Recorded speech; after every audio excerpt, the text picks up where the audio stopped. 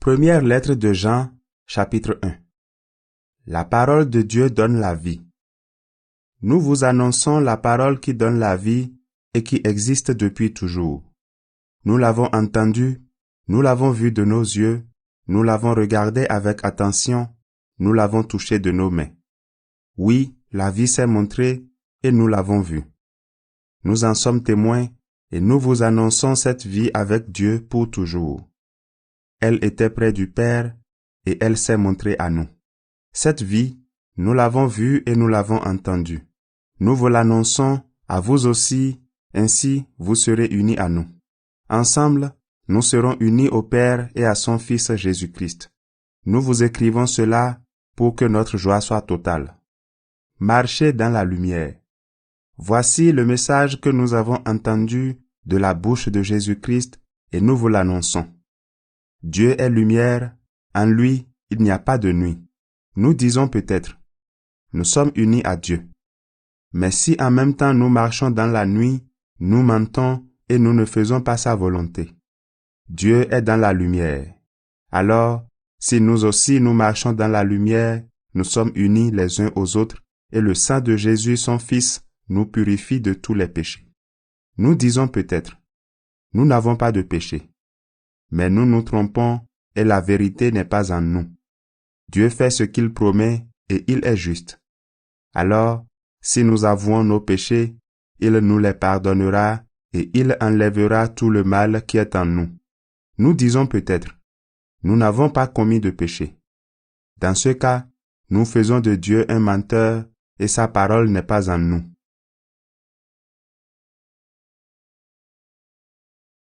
Première lettre de Jean, chapitre 2. Mes enfants, je vous écris ces choses-là pour que vous évitiez de commettre des péchés. Mais si quelqu'un commet des péchés, nous avons un défenseur devant le Père. C'est Jésus-Christ le juste. Lui, il s'est offert en sacrifice pour que Dieu pardonne nos péchés. Et Dieu pardonne non seulement nos péchés à nous, mais aussi les péchés du monde entier. Le commandement nouveau. Si nous gardons les commandements de Dieu, nous savons que nous connaissons Dieu. Si quelqu'un dit, « Je connais Dieu », mais s'il n'obéit pas à ses commandements, c'est un menteur, la vérité n'est pas en lui. Mais celui qui obéit à la parole de Dieu, son amour pour Dieu est vraiment parfait. Ainsi, nous savons que nous sommes unis à Dieu. Si quelqu'un dit, « Je reste uni à Dieu », il doit vivre comme Jésus-Christ a vécu. Amis très chers, ce n'est pas un commandement nouveau que je vous écris, c'est un commandement ancien. Vous l'avez reçu depuis le début. Ce commandement ancien, c'est la parole que vous avez entendue. Et pourtant, je vous écris un commandement nouveau qui est vraiment nouveau en Jésus et doit l'être en vous. En effet, la nuit s'en va et la vraie lumière brille déjà. Si quelqu'un dit, « Je suis dans la lumière », mais s'il déteste son frère ou sa sœur, celui-là est encore dans la nuit. Celui qui aime son frère ou sa sœur reste dans la lumière, il ne risque pas de tomber dans le péché. Mais celui qui déteste son frère ou sa sœur est dans la nuit, il marche dans la nuit. Il ne sait pas où il va, la nuit l'a rendu aveugle. Appel à faire ce que Dieu veut. Mes enfants, dans cette lettre je vous dis, Dieu pardonne vos péchés grâce au nom du Christ. Vous, les parents, je vous dis, vous connaissez celui qui existe depuis toujours. Vous, les jeunes, je vous dis, vous avez vaincu le mauvais.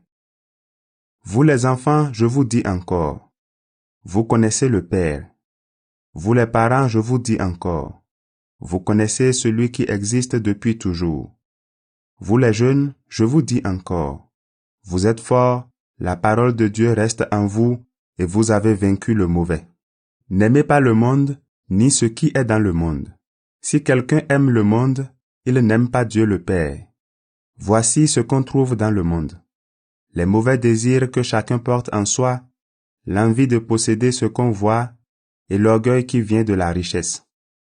Eh bien, tout cela ne vient pas du Père, mais du monde. Le monde ne dure pas et les mauvais désirs ne durent pas non plus.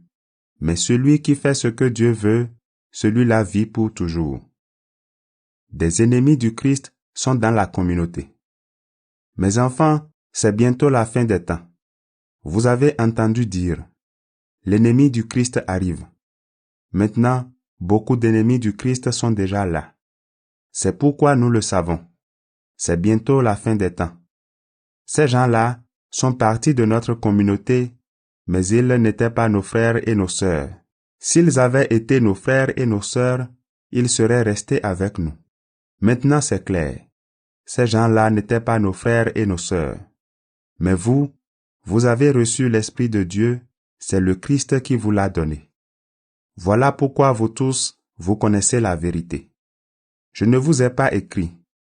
Vous ignorez la vérité, mais je vous ai écrit. Vous connaissez la vérité, et aucun mensonge ne peut venir de la vérité. Qui est le menteur? C'est celui qui dit, Jésus n'est pas le Christ.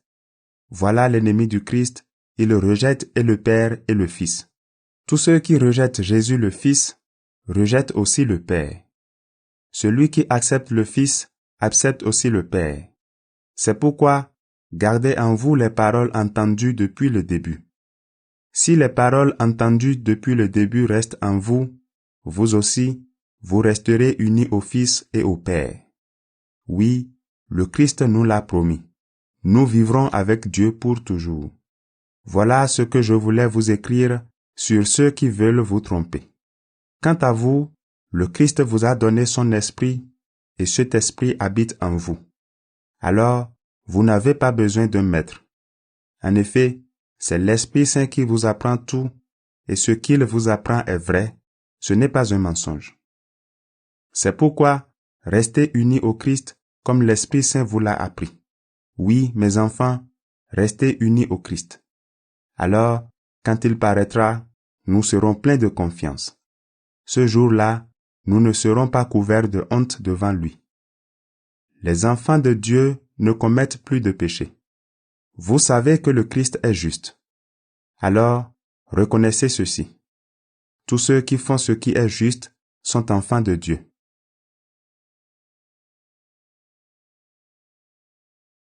Première lettre de Jean, chapitre 3. Voyez, le Père nous aime tellement qu'il nous appelle ses enfants, et c'est vrai, nous sommes ses enfants. Mais le monde ne nous connaît pas parce qu'il n'a pas connu Dieu.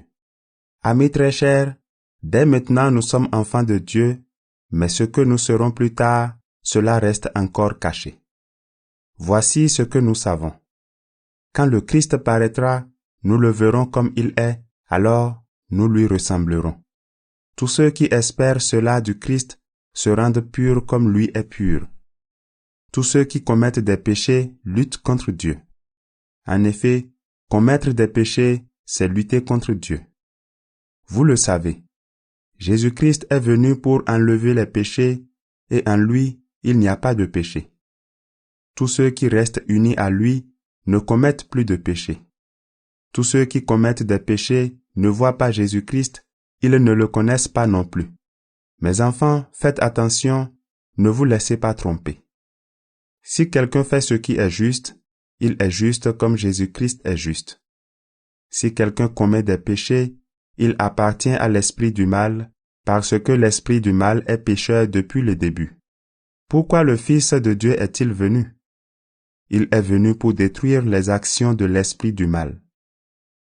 Tous ceux qui sont enfants de Dieu ne commettent plus de péché. En effet, la parole de Dieu reste en eux comme une semence. Ils ne peuvent plus commettre de péché parce qu'ils sont enfants de Dieu. Voici comment on distingue les enfants de Dieu et les enfants de l'esprit du mal. Tous ceux qui ne font pas ce qui est juste, ou qui n'aiment pas leurs frères et leurs sœurs, ils n'appartiennent pas à Dieu. Le message de l'amour. En effet, voici le message que vous avez entendu depuis le début. Aimons-nous les uns les autres. Ne faisons pas comme Caïn. Il appartenait au mauvais et il a tué son frère. Pourquoi est-ce qu'il l'a tué? Parce que les actions de Caïn étaient mauvaises et celles de son frère étaient justes. Frères et sœurs chrétiens, le monde vous déteste, ne soyez pas surpris de cela. Mais nous avons de l'amour les uns pour les autres. C'est pourquoi nous le savons. Autrefois, nous étions morts, mais maintenant nous sommes entrés dans la vie. En effet, celui qui n'aime pas reste dans la mort. Tous ceux qui détestent un frère ou une sœur sont des assassins, et vous le savez, un assassin n'a pas en lui la vie avec Dieu pour toujours. Aimer, qu'est-ce que c'est? Maintenant, nous le savons. Jésus a donné sa vie pour nous. Donc, nous aussi, nous devons donner notre vie pour nos frères et nos sœurs. Voici un exemple. Quelqu'un est riche. Il voit un frère ou une sœur qui est dans le besoin et il ferme son cœur. Est-ce qu'on peut dire qu'il aime Dieu? Mes enfants, n'aimons pas avec des paroles et avec de beaux discours, mais avec des actes. Ces actes montrent que notre amour est vrai. Par là, nous saurons que nous appartenons à la vérité et devant Dieu, nous rendrons la paix à notre cœur. En effet, si notre cœur nous accuse, nous le savons, Dieu est plus grand que notre cœur et il connaît tout. Amis très chers, si notre cœur ne nous accuse pas, nous sommes pleins de confiance devant Dieu et nous recevons de lui tout ce que nous demandons. Pourquoi? Parce que nous obéissons à ses commandements et nous faisons ce qui lui plaît. Voici ce que Dieu commande. Nous devons croire au nom de son Fils Jésus-Christ et nous aimer les uns les autres comme le Christ l'a commandé. Celui qui obéit au commandement de Dieu, il vit en Dieu et Dieu vit en lui. Oui, Dieu vit en nous à cause de l'Esprit Saint qu'il nous a donné.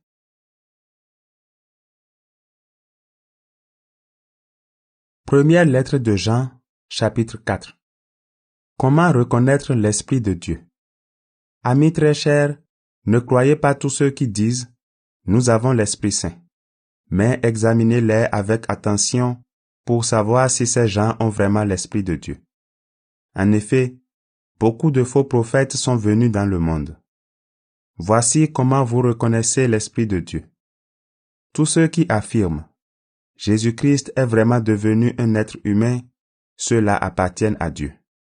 Mais ceux qui ne veulent pas affirmer cela n'appartiennent pas à Dieu, ils appartiennent à l'ennemi du Christ.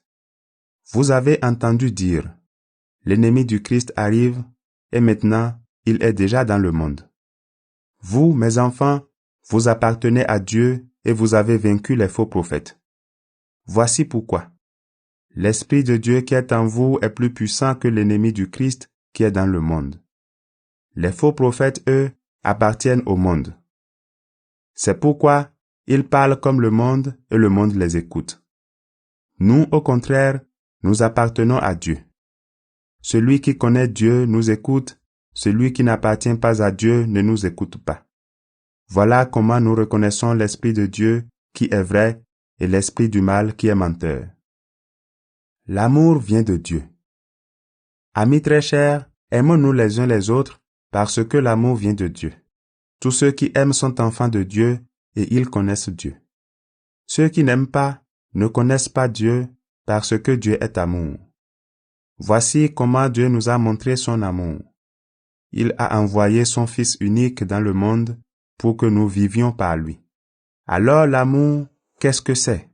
Ce n'est pas nous qui avons aimé Dieu, c'est lui qui nous a aimés. Il nous a tellement aimés qu'il a envoyé son Fils. Celui-ci s'est offert en sacrifice pour nous, c'est pourquoi Dieu pardonne nos péchés. Amis très chers, puisque Dieu nous a aimés de cette façon, nous aussi nous devons nous aimer les uns les autres. Personne n'a jamais vu Dieu, mais si nous nous aimons les uns les autres, Dieu vit en nous et son amour en nous est parfait. Voici comment nous reconnaissons que nous vivons en Dieu et que Dieu vit en nous. Il nous a donné son Esprit Saint. Le Père a envoyé son Fils pour sauver le monde. Nous avons vu cela et nous en rendons témoignage. Si quelqu'un affirme « Jésus est le Fils de Dieu », Dieu vit en lui et lui, il vit en Dieu. Et nous avons connu l'amour que Dieu a pour nous et nous avons cru à cet amour. Dieu est amour. Si quelqu'un vit dans l'amour, il vit en Dieu et Dieu vit en lui. Si l'amour est parfait en nous, nous pouvons être pleins de confiance pour le jour où Dieu nous jugera. Pourquoi?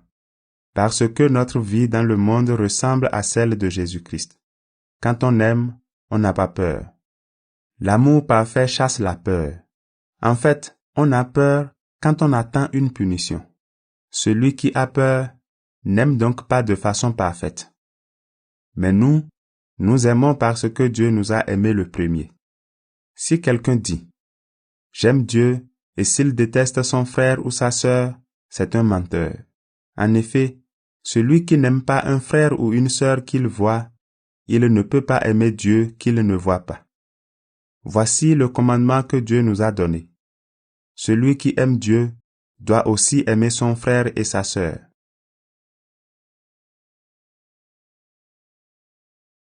Première lettre de Jean, chapitre 5. La foi donne la victoire sur le monde. Tous ceux qui croient que Jésus est le Christ sont enfants de Dieu. Et ceux qui aiment Dieu le Père aiment aussi ses enfants. Comment savoir que nous aimons les enfants de Dieu? Nous les aimons si nous aimons Dieu et si nous obéissons à ses commandements. Oui, aimer Dieu, c'est garder ses commandements. Et ces commandements ne sont pas difficiles parce que tous ceux qui sont enfants de Dieu peuvent vaincre le monde. Et ce qui nous rend vainqueurs du monde, c'est notre foi. Qui donc est vainqueur du monde? C'est seulement celui qui croit que Jésus est le Fils de Dieu. Les témoins de Jésus-Christ. Jésus-Christ, c'est lui qui est venu avec l'eau et le sang. Il est venu non pas avec l'eau seulement, mais avec l'eau et aussi avec le sang. L'Esprit de Dieu est témoin que cela est vrai. En effet, l'Esprit de Dieu est la vérité. Il y a 3 témoins, l'Esprit, l'eau et le sang, et les 3 sont d'accord. Quand des êtres humains sont témoins de quelque chose, nous les croyons. Mais quand Dieu est témoin, c'est bien plus fort. Et voici le témoignage de Dieu. Il a rendu témoignage à son Fils. Celui qui croit au Fils de Dieu porte ce témoignage dans son cœur.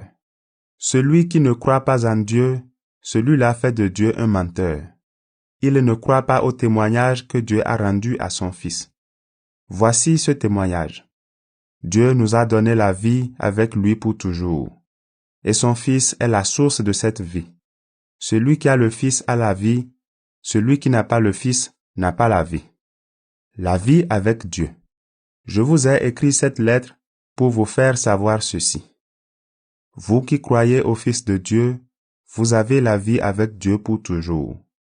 Voici pourquoi nous sommes pleins de confiance devant Dieu. Quand nous lui demandons quelque chose qu'il trouve bon pour nous, il nous écoute. Nous le savons, Dieu écoute toutes nos demandes. Alors, ce que nous lui demandons, nous l'obtenons, c'est sûr. Si quelqu'un voit son frère ou sa sœur commettre un péché qui ne conduit pas à la mort, il doit prier. Alors Dieu donnera la vie à ce frère ou à cette sœur, si vraiment son péché ne conduit pas à la mort. Mais il y a un péché qui conduit à la mort, et je ne dis pas de prier pour ce péché-là. Toutes les actions mauvaises sont des péchés, mais il y a des péchés qui ne conduisent pas à la mort. Nous le savons, tous ceux qui sont enfants de Dieu ne commettent plus de péché. En effet, le Fils de Dieu les protège et le mauvais ne peut pas les toucher. Nous le savons, nous appartenons à Dieu, mais le monde entier est sous le pouvoir du mauvais. Nous le savons, le Fils de Dieu est venu. Il nous a donné l'intelligence pour connaître le vrai Dieu, et nous restons unis au vrai Dieu par son Fils Jésus-Christ. Lui, il est le vrai Dieu, et il est la vie pour toujours. Mes enfants, faites attention. Ne suivez pas les faux dieux.